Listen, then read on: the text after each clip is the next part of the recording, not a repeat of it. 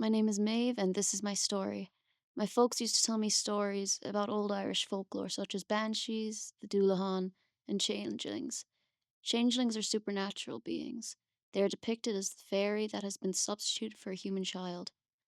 My story involves one, specifically my sister, or what came home instead of my sister.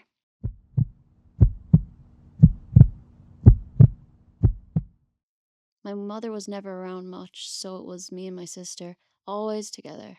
It wasn't until a fatal day my mother decided to leave for work. I was making breakfast and I remember the cries that I heard coming out of my sister. It sounded weird, like distorted in a way. I can't describe it.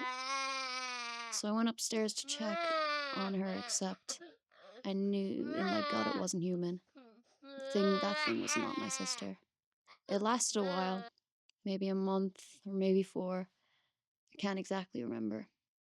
I did so much research on it, as much as I could. I tried reaching out to my mother and father, but to no avail. They couldn't see past the little fairy's cries. One day, I just couldn't take it anymore.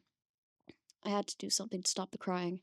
It felt constant, knowing I would never see my actual sister ever again. Struck something down in me. I knew the fairy had to leave, so I did just that. One morning after my mother left for work, I lifted my sister into my arms, walked straight down to the bathroom. I knew what I had to do. She was so small with her little giraffe. Her inhuman cries as I lifted her down from my arms into the sink and kept her there until it became quiet. So quiet that you could hear the giraffe drop onto the ground. I took a step back and I knew that I had done something wrong. I remember picking up the giraffe and I walked as far as I could. Now I'm here. I can't help but second guess myself. What if it really was my sister, not a fairy?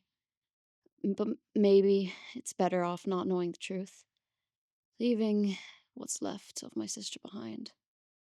Ooh, I finally got it.